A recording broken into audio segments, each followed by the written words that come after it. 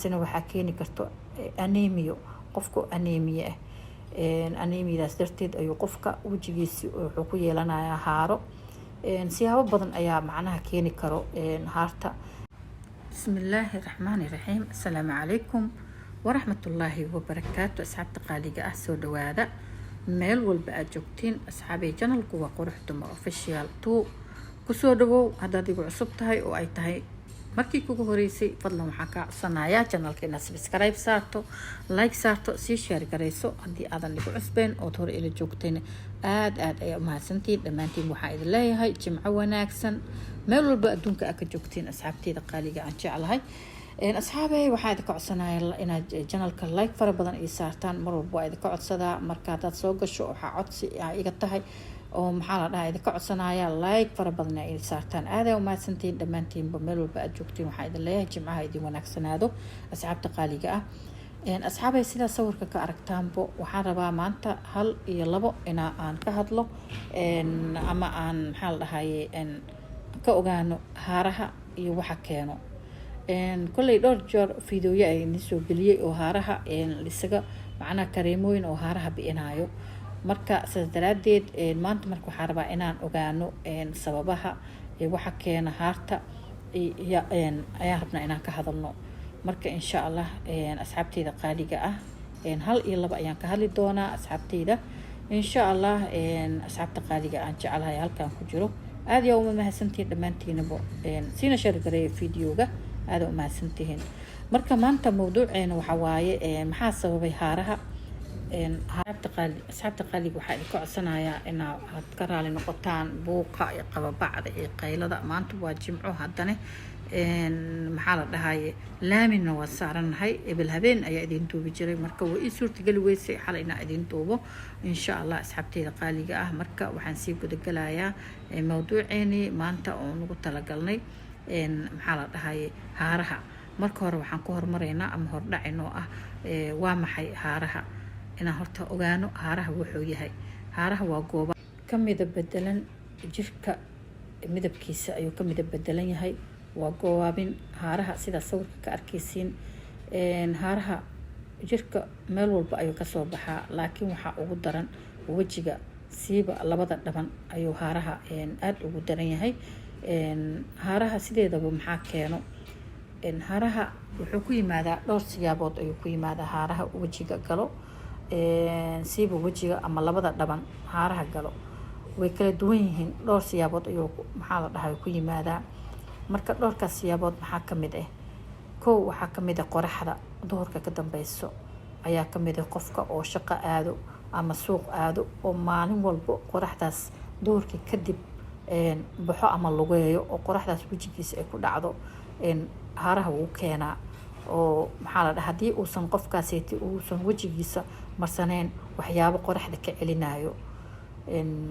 taasi waa muhiim. waxyaabo qoraxda ka celinaya haddii aad duhurkii kadib baxaysid inaad wejigaaga marisid si aad isaga difaacid qoraxda. maxaa kaleeto haaraha keeno. taasi waa qodobkii koowaad soomahan.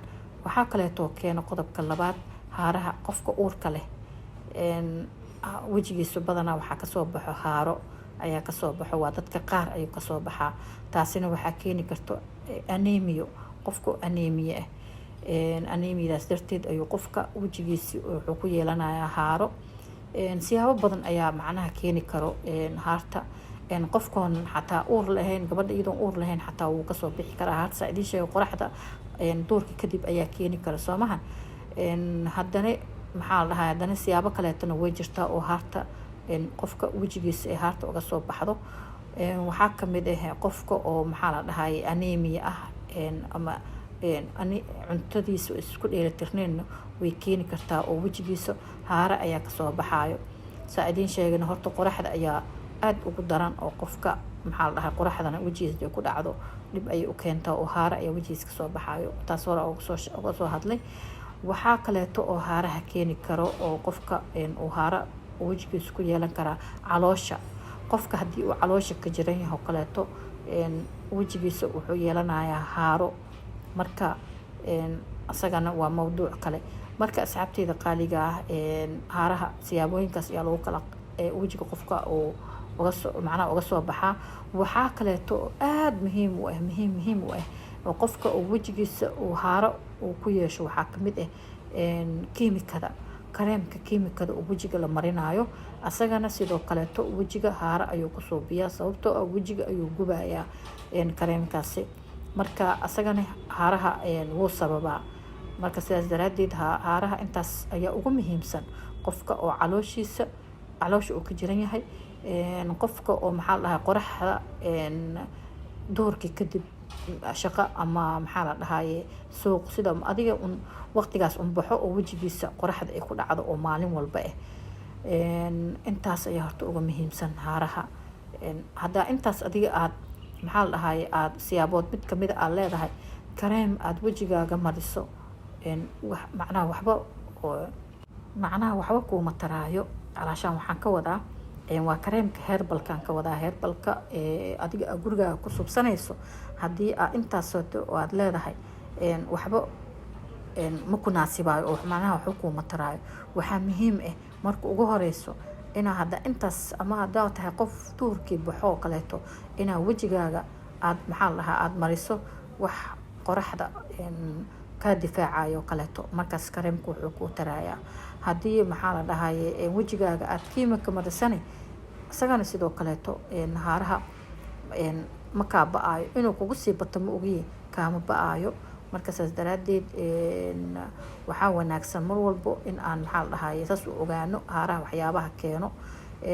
insha allah asxaabteyda qaaliga aan jeclahay intaas ayaa ugu muhiimsan haaraha. haddaa intaas aad leedahay oo wejigaaga oo adiga aad ku ogtahay inaad duurkii baxdo ama aad isku ogtahay haddii aadan isku ogeyn oo duurkii aadan bixinne bal cunto isku dheeli tiran horta kow inaan wejiga wax la mariyo oo dabiici waxaa ka horeeya inaa adiga cunto isku dheeli tiran aad qaadato inaa dhiigaaga inaa anemia tahay in kaleeto inaa la socotid oo aad ogaatid ayaa wanaagsan. marka saas daraadeed insha allah markaas kareemku wuxuu kuu taraaya haddii ilaahay idmo oo jirkaaga aad ka qaadatid. waxaa kaleeto aad u wanaagsan inaa biyo fara badan aad cabtid maalintii ugu yaraan 2 litir iyo bar ilaa 3 litir haddii aad awoodi kartid maalintii waa inaa cabtaa. marka biyahaasiti faraha badan leh jirka wuu ku qorxoonaadaa jirkaaga suntii ku jirto dhanna way ka baxaysaa waxaana noqonaysaa qof jirkiisa midabkiisa wejigiisa aad u qurux badan yahay ayaad noqonaysaa. marka muhiimadan biyahaas badan wuu fiican yahay oo wejiga wuu soo celinaya oo haddii haar aad leedahay. insha allah asxaabteyda qaaliga ah aada u mahadsantihiin dhammaantiina baad halkaan ila soo gaarteen kana raali noqdo maanta buuqa iyo qaylada iyo qababacdaha laga raali noqdo. waxaana jeclaystay maanta inaan dhowr jeer waxaa igu soo noqday kareemku waa isticmaalo waxna iima tarin.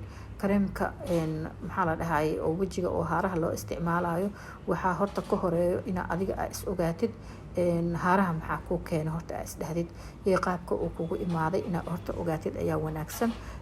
marka insha allah kadibna aad maxaa la dhahaye markaad ogaatidne kadibna aad haarta iskala dagaalantid insha allah asxaabteyda qaaliga ah. intii caafimaad qabto caafimaadka allah u saa'idiyo intaan caafimaad haysanina caafimaad allah siiyo ilaaha u baryaaya dhammaanteena aan wada duceyno intaan caafimaad qabin inuu ilaahay caafimaad siiyo intii dhimatayna allah u naxariisto jannatul firdaws allah ka waraabiyo insha allah dalkana allah noo wanaajiyo allah noo dejiyo dhibaatada ka socoto iyo buuqa iyo dagaalka iyo qababacda iyo qaylada iyo maalin walba waxbaa soo yeerayay isagana ilaahay subxaanahu watacaala waxaa ilaahay ka baryanaa ilaahay inuu dalka nabad nooga dhigo oo maxaa la dhahay dalkeena noo wanaajiyo. marka asxaabteyda qaaliga aad ay u baahsantihiin kama daali doona inaa idin dhaho waa mahadsantihiin. insha allah asxaabta igu soo biirtan sidoo kale aada u mahadsantihiin waxaa idin leeyahay soo dhawaada hasmartiyanina mininkiina waaye. asxaabta qaaliga waa idinka sii tagayaa waxaan idinkaga sii tagaya salaanta islaamka assalaamu calaykum waraxmatullaahi wabarakaatu. isku soo noqod dambe oo xiiso leh fiidiyoga xiga inta laga gaarayo insha allah.